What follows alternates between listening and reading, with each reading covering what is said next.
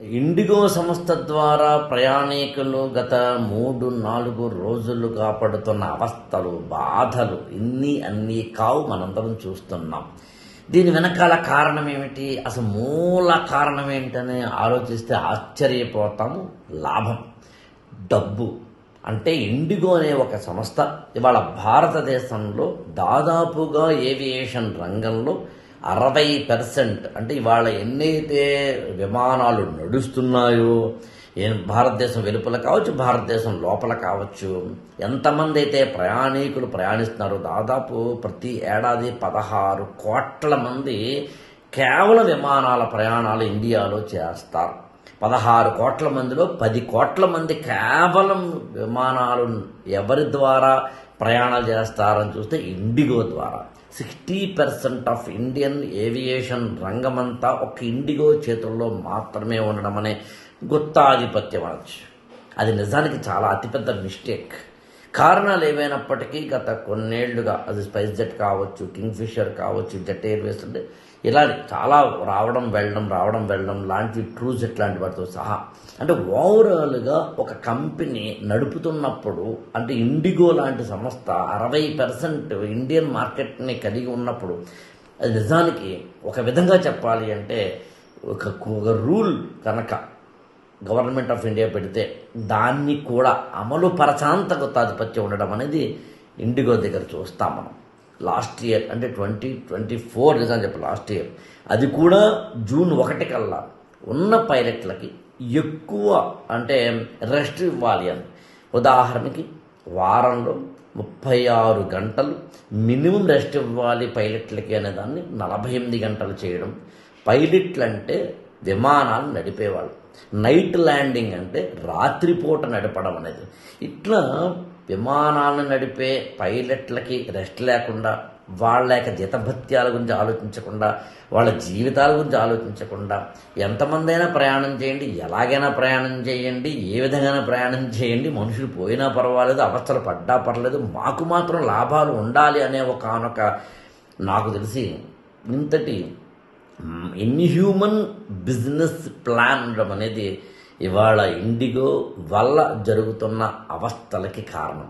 నిజానికి ఒక్క మాటలో చెప్పాలి అంటే, director general of civil aviation అంటే ఒక విధంగా government of India, civil aviation ministry నేరుగా పైలట్లకు సంబంధించి, వారి రెస్ట్కి సంబంధించి, వాళ్ళ జీవితాలకు సంబంధించి ఒక రూల్ని 2024 జూన్ ఆ ప్రాంతంలో తీసుకొచ్చి జూన్ 1 కల్లా పైలట్ల సంఖ్య పెంచాలి, వాళ్ళ డ్యూటీ టైమింగ్స్ని తగ్గించాలి, వాళ్ళకి రెస్ట్ ఉంటే అది అందరికీ కూడా భద్రత అంటే సేఫ్టీ అనే దాన్ని అర్థం చేసుకుని పెట్టిన రూల్ని కూడా బ్రేక్ చేసి మేము ఎట్టి పరిస్థితులు ఇలాగే ఉంటాం అని ఇండిగో అనుకోవడం వల్ల పెట్టుబడులకి లాభాలు రావాలని కోరుకోవడం ఏ బిజినెస్ రంగంలో అయినా కానీ సహజం.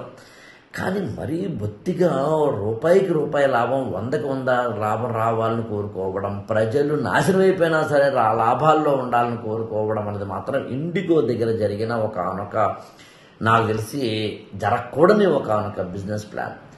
ఇవాళ ఇండిగో వ్యాపారాలు ఎన్నున్నాయి అని ఒకసారి కనుక చూస్తే 60% ఆఫ్ ఇండియన్ అంటే ఇండిగో ఇవాళ 100 రూపాయలు సంపాదిస్తే అందులో 40 రూపాయలు ఖర్చు అయ్యి 60 రూపాయలు మిగిల్చుకునేట్లా. మరి 60 రూపాయలు మిగిల్చుకోవాలా? ఏమి ఇంతరా పైలట్లే కదా జీవన మొత్తం నడపడానికి మూలం. అలాంటి పైలట్లకు ఒక సింపుల్ చెప్పాలంటే రెస్ట్ లేకపోతే, మనం బస్సులు నడిపేటప్పుడు డ్రైవర్కి రెస్ట్ లేకపోతే ఏమవుతుంది? ప్రమాదం జరుగుతుంది. ఇండిగో తమ పైలట్లకి తగినంత రెస్ట్ ఇవ్వాలి, వారు మనుషులే అని చిన్న కామన్ సెన్స్ కూడా అప్లై చేయలేనంత డబ్బు పిచ్చా. ఇదంతా అర్థం చేసుకున్నప్పుడు మనం ఎంతటి ఎకనామిక్ అంటే డోల్డ్రమ్లో ఉన్నాం, ఎలాంటి ఫైనాన్షియల్ ప్లానింగ్స్లో ఉన్నాం. గవర్నమెంట్ ఆఫ్ ఇండియా ఇప్పుడు ఎలాగైనా సరే ఈ రూల్ని అప్లై చేయండి అని నవంబర్ 1, 2025 అంటే ఈ ఏడాది, అందుకని మీరు నవంబర్ నెలలో ఎవరైనా విమానాలు ఇండిగో ద్వారా ప్రయాణిస్తే ఎక్కువ క్యాన్సిలేషన్స్, ఎక్కువ డిలేస్ జరగడం జరిగింది. అంటే గవర్నమెంట్ ఇండిగో పీక మీద కత్తి పెట్టి నువ్వు ఇంప్లిమెంట్ చేయాల్సిందే అన్నప్పుడు ఇండిగో సింపుల్ ఏం చేసిందంటే నేను చేయను బ్రదర్, అది నేను క్యాన్సిల్ చేసుకుంటానులే. క్యాన్సిలేషన్ ఎప్పుడైతే జరిగినాయో ప్రజల అవస్థలు చూడలేక for the benefits of the passengers అని నిన్ననే మన సివిల్ ఏవియేషన్ మినిస్ట్రీ, ఇంకా చెప్పాలంటే director general of civil aviation, ఇప్పటికైతే మాత్రం ఇండిగో మీద ఈ రూల్స్ని తీస్తున్నాము అని చెప్పడం జరిగింది. ఎక్కడికి పోతున్నాం, దేనికోసం మనం? తమ యొక్క ప్రయాణికులే వాళ్ళ వల్ల వాళ్ళు ఇచ్చిన డబ్బుల వల్లే నేను ఎదుగుతున్నాను అనే ఇంగిత జ్ఞానం లేని ఒక మేనేజ్మెంట్స్ ఉంటే పరిస్థితులు ఇలాగే ఉంటాయి. మోనోపలి ఉన్న చోట ప్రజలకు అవస్థలు ఇలాగే ఉంటాయి. క్యాపిటలిజంలో కూడా మోనోపలి ఉండడం అనేది మన యొక్క దురదృష్టం. ఈ ఛానల్ని లైక్ చేయండి, షేర్ చేయండి, సబ్స్క్రైబ్ చేసుకోండి.